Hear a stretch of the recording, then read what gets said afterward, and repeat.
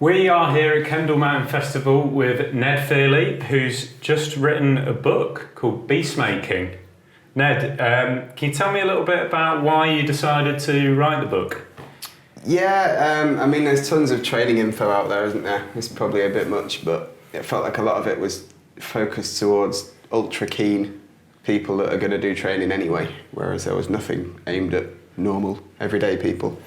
I always find that a lot of the training stuff, there's a lot of it now all over the web, but it's all kind of dispersed and not really, it's not one place you can go to. Yeah, there's not one place with kind of everything covered in well, reasonably succinct fashion. So that's what we've gone for with it.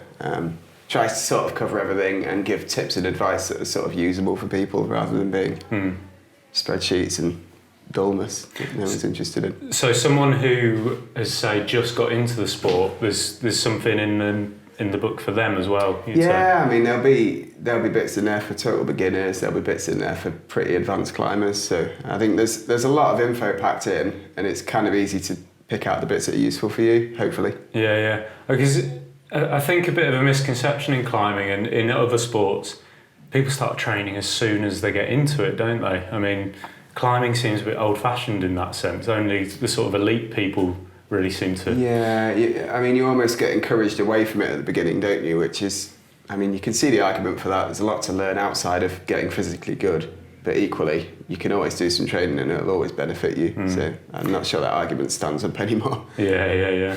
And in your book, in the introduction, you wrote about how you didn't really get serious about training until you were like 25 or something. Yeah. I mean, at that point, you'd already climbed, what, 8B plus outside? Yeah, maybe a bit before that I got more into it, but I did spend a long time just going climbing every so often. So what changed? I got more boring. I don't know. It's pretty boring hanging off Beastmakers. I think I just realised that if I put some more effort in, I might be able to improve a bit more. So it just made sense to do that. Yeah. But at the time when I started climbing, no one trained. If you wanted a fingerboard, you were mental. You didn't do that. So all that had to kind of change in order for it to seem like something that you could do. Was it? What was the experience like of writing the book? I know you were working on it for quite a long time, but talk us through sort of its conception, why you decided to write it, and then from actually the final throes of it all coming together. Yeah, well, it's something that had kind of been on my mind for a while because I'd spent ages fiddling around with training and slowly improving and working out what was nonsense and what worked maybe. So it felt like I'd built up this sort of amount of knowledge, and I thought I could maybe do something with it that might be helpful for people. But I'd toyed with it for years, and in the end, Shauna just said to me, "Look, you should probably write this." She's pretty good at goal setting, isn't she? Yeah, she's pretty good at telling me what to do. So in the end, I got round to starting to write it. But even then, it was probably 2 or 3 years of work on it, really. And it looks great. Thanks. It's because someone took good pictures. And what about your own climbing? What have you been up to recently? I mean, you sort of, your thing now is developing new problems, really, it seems like.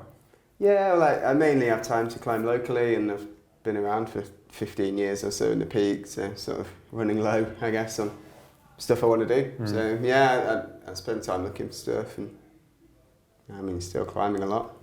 Is sort of, there's a tendency to think that places like the Peak District are climbed out. What do you think about that? Yeah, I mean, that's been the kind of narrative for the 15 years I've lived there as well. But there's always something else to do. I think a lot of people, it's climbed out if you only look in the guidebook and go to the obvious problems, but if you go exploring and see what you can find, there's always something else to do. I mean, you must have climbed over 100 new problems by now. Yeah. Which seems absurd, because... Yeah. I mean, I was getting told there was nothing left when I moved to the peak. Yeah.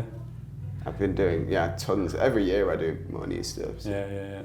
And I mean, what are your thoughts on the kind of new generation of climbers coming through now? There's ultra strong people like, I don't know, Aidan Roberts and Hamish MacArthur. They seem like pretty unstoppable, really. Is there anyone that catches your eye at the moment in the new crop of... Yeah, well, I always say if you're a youngster now, it's really hard because in 2 years' time there'll be another load of youngsters that are better than you. Whereas maybe back when I was young, you could be all right for a little while before everyone caught you up. So I think that because everyone's finding climbing really young now and the training facilities are so good, loads of decent climbers are just popping up. But I mean, the standout at the minute has to be Aidan, I'd say, because he's totally up there with the best in the world. I mean, can we contextualise it somehow? How does he compare to someone like yourself or Dan Varian in terms of just raw strength? Yeah, I mean, in terms of just pulling on a tiny hold, he's leagues ahead of what we could do. Yeah, it's crazy. Madness, isn't it? It's amazing to watch. Yeah. Where can people buy your book? We've just got another print one delivered, so they can buy it. If you go to Vertebra Publishing website, which you can Google, it'll be there, or it's all over Amazon. You can find it in loads of shops now. So it's selling well then. Another print run, wow. Yeah, it's doing okay. Yeah. Cool. Nice. Thanks, Ned. All right. Thanks. Bye. Okay, bye.